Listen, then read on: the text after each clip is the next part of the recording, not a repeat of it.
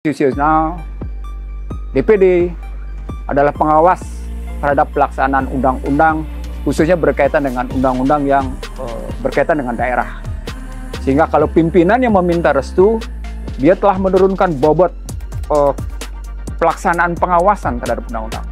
Dan ketika bobot pengawasan itu menurun, itu berarti telah menurunkan posisi tawar DPD, sekaligus menurunkan posisi tawar rakyat di daerah dalam rangka mengatasi kemiskinan dan ketidakadilan.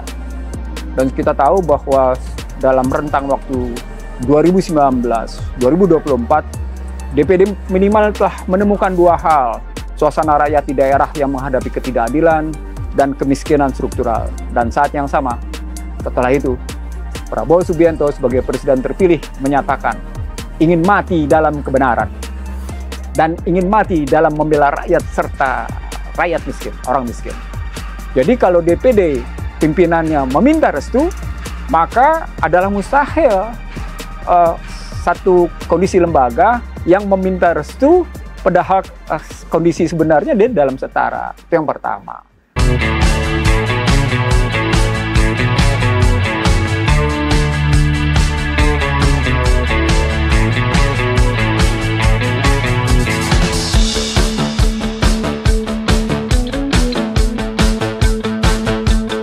Selamat malam teman-teman. Assalamualaikum warahmatullahi wabarakatuh.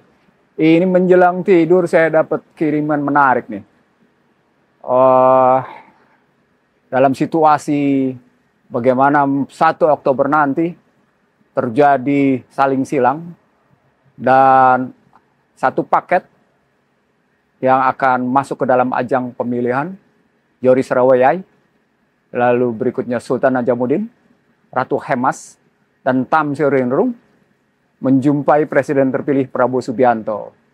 Dan yang saya dapat adalah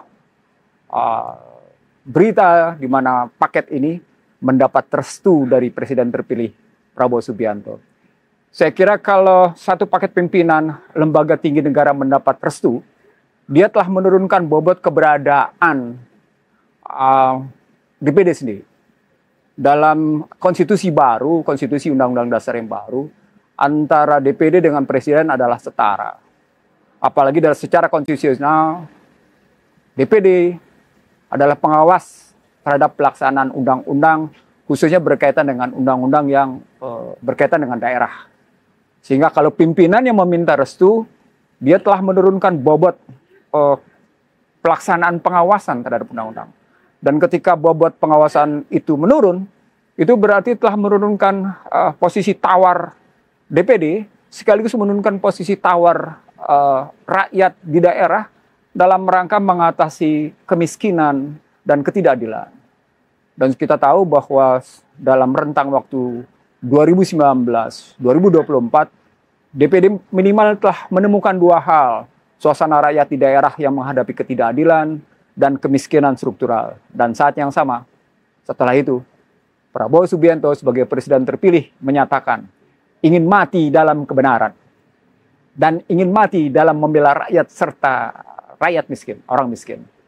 Jadi kalau DPD pimpinannya meminta restu, maka adalah mustahil satu kondisi lembaga yang meminta restu padahal kondisi sebenarnya dia dalam setara. Itu yang pertama.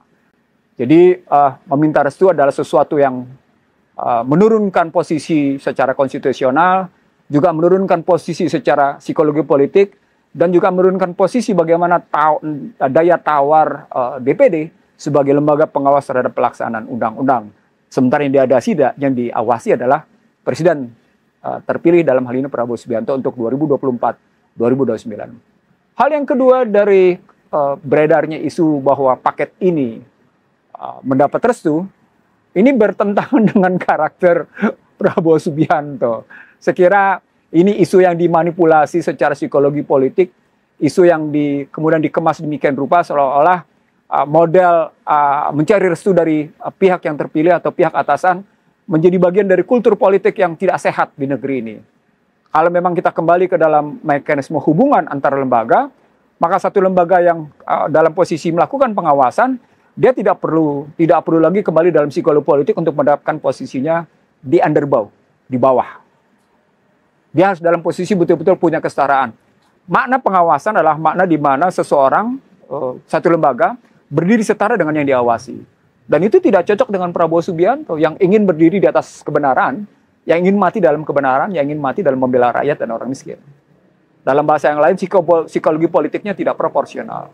Hal yang ketiga, dalam posisi Prabowo sebagai mantan Danjen Kopassus, sebagai mantan Pangkostrat, maka sebagai panglima dan prajurit, dia akan bersikap proporsional, sehingga permohonan restu kepada Prabowo Subianto salah alamat. Yang keempat, dalam pengalaman saya, berada bersama Prabowo Subianto di 2019, Prabowo Subianto adalah orang yang proporsional. Dia tahu apa yang harus dilakukan, dan dia tahu juga apa yang tidak harus dilakukan.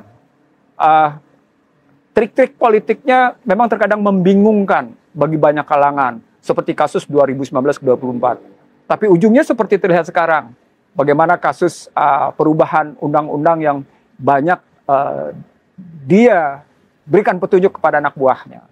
Nah, di sini kelihatan bahwa problematik dari sejumlah anggota DPD yang kemakan isu soal pertarungan di pilkada untuk kerabatnya menjadi masalah. Saya ingin mengatakan anggota DPD yang terpengaruh oleh situasi seperti ini karena kebetulan kerabatnya masuk dalam ajang pilkada, mestinya bisa melihat bahwa DPD tidak bisa dipengaruhi dalam memilih sesuatu karena tidak ingin menurunkan kelembagaan DPD. Artinya dalam bahasa lain, ingin berkontribusi yang terbaik bagi nusa dan bangsa. Dan itu yang dinyatakan oleh Prabowo Subianto, bahwa ingin melakukan terbaik bagi bangsa dan negara.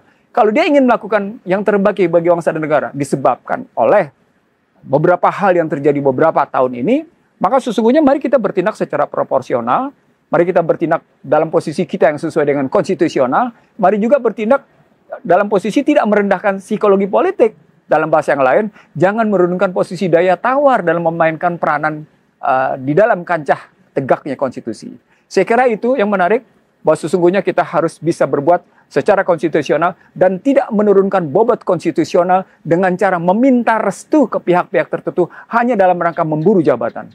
Terima kasih, selamat tidur, mudah-mudahan kita mendapat jalan yang terang dan tenang dan tidur kita nyenyak. Assalamualaikum warahmatullahi wabarakatuh.